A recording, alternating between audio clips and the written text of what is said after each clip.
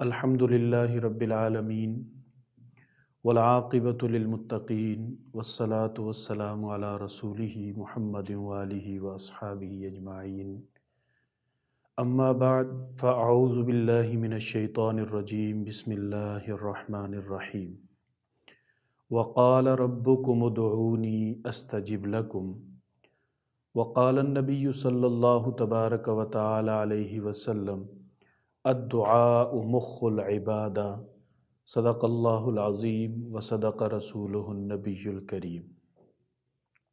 محترم ناظرین و سامعین، السلام علیکم ورحمۃ اللہ وبرکاتہ۔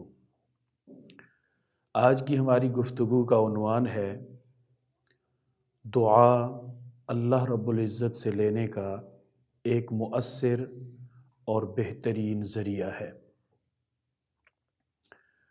اللہ رب العزت نے قرآن مجید میں فرمایا کہ مجھے پکارو میں ہی تمہاری پکار سنتا ہوں۔ جناب رسول اللہ صلی اللہ علیہ وسلم نے ارشاد فرمایا کہ دعا عبادت کا مغز ہے۔ اسی طرح جناب رسول اللہ صلی اللہ علیہ وسلم نے ایک دوسری حدیث میں ارشاد فرمایا کہ دعا مومن کا ہتھیار ہے اور دین کا ستون ہے۔ ایک حدیث پاک کے اندر ارشاد ہوا الدعاء هو العبادہ، دعا ہی اصل عبادت ہے۔ اللہ اور بندے کے درمیان راز و نیاز کے ذریعے سے مانگنے کا سب سے بہترین اور مؤثر ذریعہ دعا ہے۔ آج بہت سارے لوگ ایسے ہیں کہ جو یہ چاہتے ہیں کہ انہیں دعا ملے، ان کی عبادات قبول ہوں اور ان کی ضروریات، ان کی حاجات اللہ رب العزت پوری کر دیں، لیکن وہ اس بات کو نہیں جانتے کہ اللہ رب العزت سے لینے کا سب سے بہترین، سب سے مؤثر اور سب سے عمدہ طریقہ اور ذریعہ وہ دعا ہے۔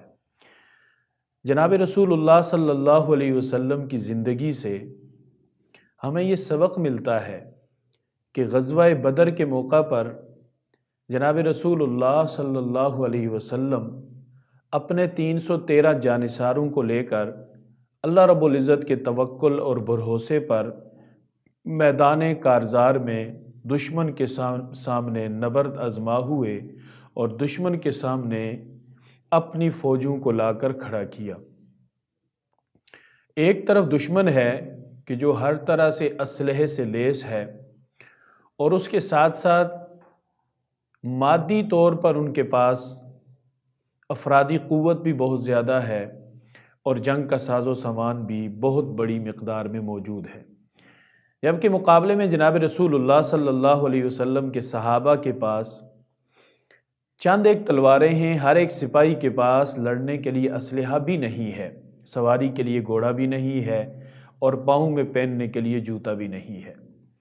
آپ صلی اللہ علیہ وسلم نے کسی کو ٹہنی پکڑائی، کسی کے ہاتھ میں ڈنڈا تھا، کسی کے ہاتھ میں پتھر، اور یہ سب کچھ کرنے کے باوجود جناب رسول اللہ صلی اللہ علیہ وسلم نے اپنے خیمے کے اندر اپنے رب سے دعا کے ذریعے سے رابطہ کیا۔ آپ صلی اللہ علیہ وسلم بدر کے دن اس سے پہلی رات ساری رات اللہ رب العزت کے سامنے روتے رہے اور گڑ گڑاتے رہے، رو رو کر گڑ گڑا کے اللہ رب العزت سے یہ دعا مانگی کہ اللہ میری یہ محنت، میری یہ پونجی میں نے یہ لا کر آپ کے سامنے کھڑی کر دی ہے۔ اللہ کریم اگر آج یہ جماعت ہلاک ہو گئی تو قیامت تک آپ کا نام لینے والا کوئی نہیں ہوگا۔ اللہ رب العزت نے جناب رسول اللہ صلی اللہ علیہ وسلم کی دعا کی لاج رکھی اور اللہ نے بدر کا نتیجہ مسلمانوں کے حق میں کیا اور ایک عظیم فتح نصیب ہوئی، اور بدر کو اللہ رب العزت نے یوم الفرقان کہا۔ اس سے اندازہ لگائیں کہ تمام تر اللہ کے وعدے وعید ساری چیزیں موجود ہیں، اس کے باوجود جناب رسول اللہ صلی اللہ علیہ وسلم نے اپنے اللہ سے مانگا، اور اس طرح سے مانگا کہ سیدنا صدیق اکبر رضی اللہ تعالیٰ عنہ فرماتے ہیں جناب رسول اللہ صلی اللہ علیہ وسلم کے آنسو نکلے چہرے پر اور چہرے سے داڑھی مبارک تر ہوئی، داڑھی مبارک سے بھی آنسو گر گر کے سینہ مبارک تر ہوا اور اس سے بدر کی ریت گیلی ہو گئی۔ اللہ سے مانگنے کا طریقہ ہمارے پیارے آقا صلی اللہ علیہ وسلم نے ہمیں یہ بتایا ہے۔ اسی طرح جناب رسول اللہ صلی اللہ علیہ وسلم نے قدم قدم پہ ہر موقع پہ اللہ سے دعا مانگی، اپنی امت کے حق میں مانگی، اپنی اولاد کے حق میں مانگی، اپنے صحابہ کے حق میں مانگی، اور امت کو یہ پیغام دیا کہ اللہ کے خزانے سے لینے کا دعا سے بہترین طریقہ اور بہترین ذریعہ کوئی نہیں ہے۔ میرے محترم بھائیوں اور عزیزوں، جس آدمی کو دعا مانگنے کا طریقہ اور سلیقہ آ جائے، گویا کہ اسے اللہ کے خزانوں کا علم ہو جاتا ہے، اللہ کے خزانے کی چابی اس کے پاس آ جاتی ہے۔ جسے دعا مانگنے کا طریقہ آ جائے، دعا مانگنے کی عادت پڑ جائے، یوں سمجھیے کہ اس کا ہاتھ اللہ رب العزت کے خزانوں میں ہوتا ہے۔ دعا ایک ہے دعا کرنا، ایک ہے کسی سے دعا کا کہنا، اور ایک ہے دعا کا لینا۔ ان میں جو سب سے عمدہ طریقہ ہے وہ ہے دعا لینا۔ ایک آدمی خود اپنے لیے بھی دعا کرتا ہے، اور الحمدللہ بہت سارے لوگ کرتے ہیں۔ اللہ رب العزت خود فرماتے ہیں نحن اقرب الیہ من حبل الورید، میں تمہاری شرک سے بھی زیادہ قریب ہوں۔ ادعونی استجب لکم، مجھے ہی پکارو، میں تمہاری پکار اور تمہاری دعا کو سننے والا ہوں۔ اور دوسرا ہے کہ کسی دوسرے آدمی کو کہنا کہ بھائی میرے لیے دعا کرنا۔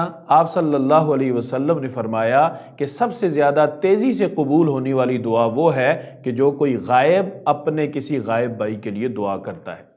آپ صلی اللہ علیہ وسلم کا معمول بھی یہ تھا کہ آپ اپنے صحابہ کو اپنے لیے دعا کے لیے فرمایا کرتے تھے۔ حضرت عمر رضی اللہ تعالیٰ عنہ کہیں تشریف لے جانے لگے، غالباً حج یا عمرے کا سفر تھا، تو جناب رسول اللہ صلی اللہ علیہ وسلم نے انہیں رخصت کرتے ہوئے فرمایا کہ اے بھائی عمر، ہمیں اپنی دعاؤں میں یاد رکھنا۔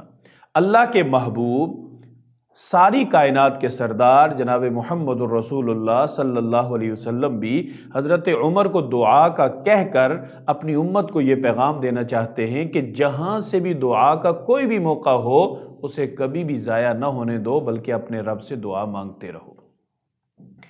تیسرے نمبر پہ ہے دعا کا لینا۔ بہت سارے انسان کے اعمال اور انسان کے کام ایسے ہوتے ہیں کہ اگر وہ کام کر کے آدمی کسی کی بھلائی کرے، کسی کا دل خوش کرے، کسی کو مصیبت سے نکالے، پریشانی کا بدعویٰ کرے، تو اس موقع پہ اگر کوئی کسی کو دعا کا نہ بھی کہے تو یہ دعا لینے کا موقع ہے۔ اللہ رب العزت اس کے دل کی خوشی کو اس تعاون کرنے والے کے لیے، اس دل کی خوشی کو دعا کے الفاظ بنا دیتے ہیں، اور اللہ رب العزت اس آدمی کے حق میں دعا کو قبول کرتے ہیں۔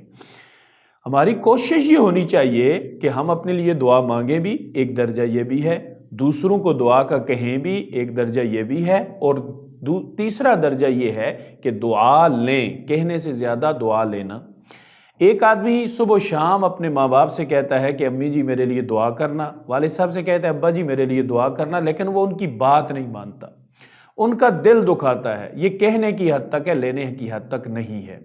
اگر آپ اپنے ماں باپ، اپنے استاد کا دل خوش کریں، پھر آپ کو لفظوں میں یہ کہنے کی ضرورت نہیں ہے کہ ابا جی میرے لیے دعا کرنا، وہ دل کی خوشی ہی دعا ہے، وہ اطاعت اور فرمانبرداری ہی دعا ہے، وہ آپ کا عمل، آپ کا کردار خود دعا بن جاتا ہے، اور یہ دعا، یہ چونکہ دل کی ترجمانی کرتی ہے اس لیے یہ دعا قبول ہوتی ہے۔ کہتے ہیں کہ ایک آدمی بہت مالدار امیر آدمی تھا، جس کے گھر ہر روز شراب و شباب کی محفلیں سجتی تھی۔ بہت سارے دوست اس کے آتے اور بس یہی محفل اور اسی چیز میں ان کا وقت گزرتا۔ ایک دن دوست آئے ہوئے تھے، شراب کی محفل جاری تھی، اس نے اپنے ایک نوکر کو 4 درہم دیے اور 4 درہم دے کے اس سے کہا کہ جاؤ جا کے بازار سے پھل لے آؤ، میرے یہ دوست آئے ہوئے ہیں، شراب پئیں گے، اس کے بعد ظاہر ہے انہیں بھوک لگے گی تو یہ پھل کھائیں گے، فروٹ کھائیں گے۔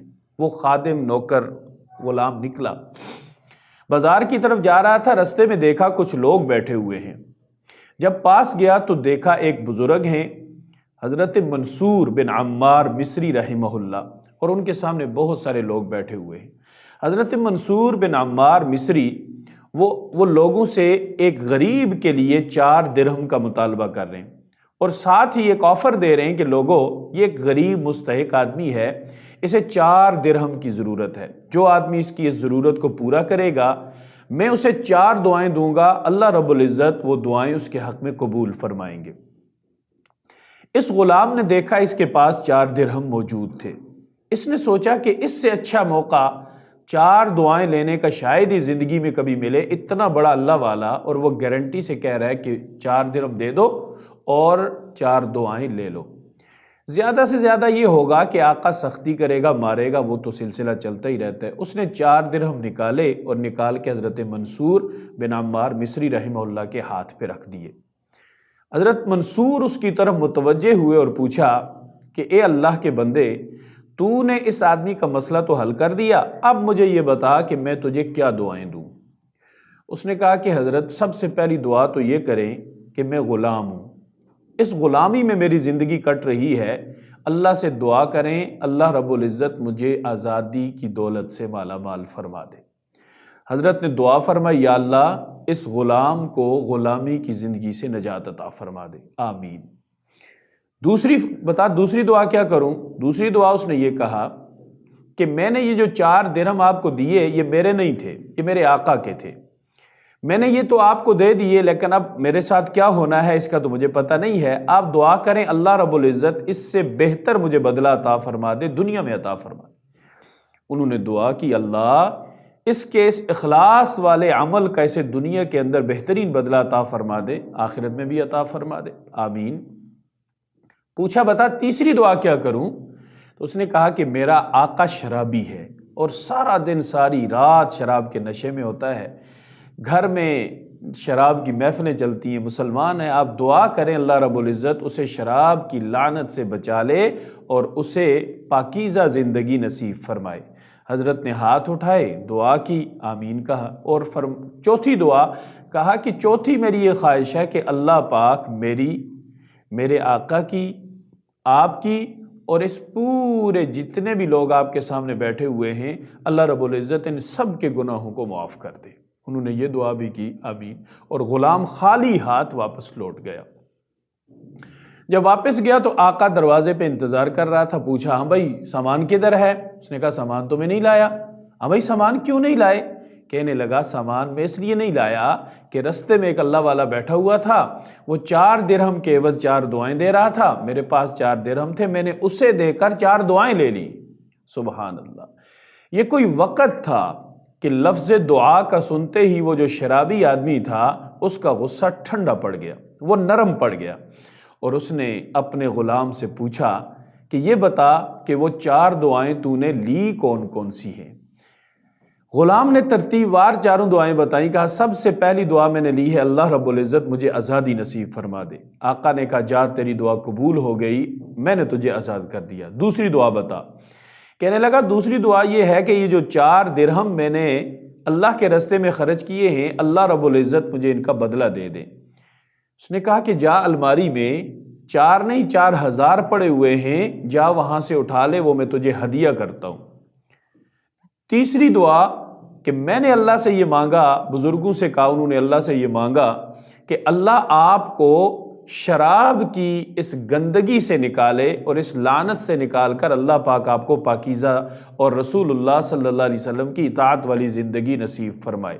اس نے کہا کہ بھائی میں تو اس سے وعدہ کرتا ہوں آج کے بعد میں شراب کو چکھوں گا بھی نہیں اور پاکیزہ زندگی گزاروں گا۔ چوتھی دعا بتا۔ اس نے کہا کہ چوتھی دعا یہ ہے اللہ پاک میرے، آپ کے اور پوری وہ جو مجلس تھی حضرت منصور بن عمار مصری رحمہ اللہ کی، اس میں جتنے لوگ بھی شریک تھے اللہ رب العزت سب کے گناہوں کو معاف کر دیں۔ اس کے آقا نے کہا کہ بھائی یہ 3 دعائیں تو میرے اختیار میں تھی، میں نے ان کی پہ عمل کر دیا، یہ چوتھی دعا میرے اختیار میں نہیں ہے۔ ابھی یہ گفتگو جاری تھی، غیب سے آواز آتی ہے کہ اے میرے بندے جس نے ابھی ابھی گناہوں سے توبہ کی ہے، جو 3 دعائیں تیرے اختیار میں تھی ان پہ تو نے عمل کیا، اور چوتھی دعا جس ذات کے اختیار میں ہے اس ذات کی طرف سے یہ اعلان کیا جا رہا ہے کہ اللہ رب العزت نے حضرت منصور کی چوتھی دعا کو بھی قبول کر لیا اور اللہ رب العزت نے آپ سب کے گناہوں کو معاف کر دیا۔ اب آپ اندازہ کریں کہ اس غلام نے دعا لی ہے دعا لی ہے، اور وہ لی اس طرح ہے، ایک محتاج کی ضرورت کو پورا کیا، اپنے اختیار میں نہیں تھا، اپنی جان، اپنی عزت آبرو کو خطرے میں ڈال کر اس نے ایک بہت بڑی قربانی دی۔ اللہ رب العزت نے اس کی قربانی کے صلے میں، اللہ رب العزت نے اس کے دل میں جو دعائیں ڈالی، اللہ نے وہ ساری کی ساری دعائیں قبول کر لی۔ اس کا مطلب یہ ہے کہ اللہ رب العزت ہر بندے کی دعا کو قبول کرتے ہیں، شرط یہ ہے کہ اخلاص ہو، مانگنے کا طریقہ، مانگنے کا سلیقہ ہو۔ میرے محترم بھائیو اور عزیزو، دعا تو مومن کا ہتھیار ہے، اور کوئی بھی آدمی ہتھیار کے بغیر اپنے مسلح ہتھیار والے دشمن سے کبھی نہیں لڑ سکتا۔ اگر بغیر ہتھیار کے میدان کے اندر کودے گا تو سوائے شکست کے اور اسے کچھ بھی نہیں ملے گا۔ ہم مومن ہیں، اللہ اور اللہ کے رسول نے دعا کو ہمارا ہتھیار قرار دیا ہے۔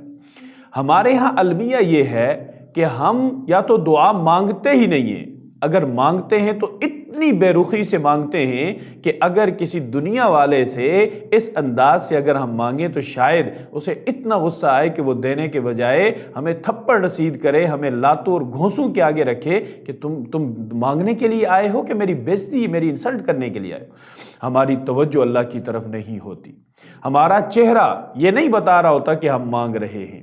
ارے بھائی، چہرہ مانگنے کا طریقہ اگر سیکھنا ہے تو جب آپ اشارے پہ کسی سڑک پہ جا رہے ہوتے ہیں، آپ گاڑی روکتے ہیں تو باہر سے کوئی مانگنے والا آتا ہے، وہ جیسا کیسا صحیح، پیشہ ور صحیح، لیکن جو اس کا چہرہ، اس کا مانگنے کا انداز، اس کا ہاتھ پھیلانے کا جو انداز ہوتا ہے، اللہ سے مانگنے کا انداز یہ ہے۔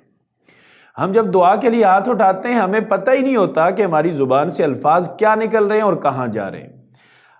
ہم متوجہ نہیں ہوتے، ہماری نگاہیں بھٹک رہی ہوتی ہیں، ہماری زبان بس تیزی سے چل رہی ہوتی ہے، ہم دعا پڑھ رہے ہوتے ہیں، مانگ نہیں رہے ہوتے، اور ہم یہ سمجھتے ہیں کہ ہم دعا مانگتے ہیں اور ہماری دعا قبول نہیں ہوتی۔ دعا کے آداب میں سے یہ ہے کہ دعا شروع کریں اللہ رب العزت کی حمد سے، الحمدللہ رب العالمین والعاقبۃ للمتقین، اور پھر جناب رسول اللہ صلی اللہ علیہ وسلم پہ درود پڑھیں، والصلاۃ والسلام علی رسولہ محمد وآلہ واصحابہ اجمعین۔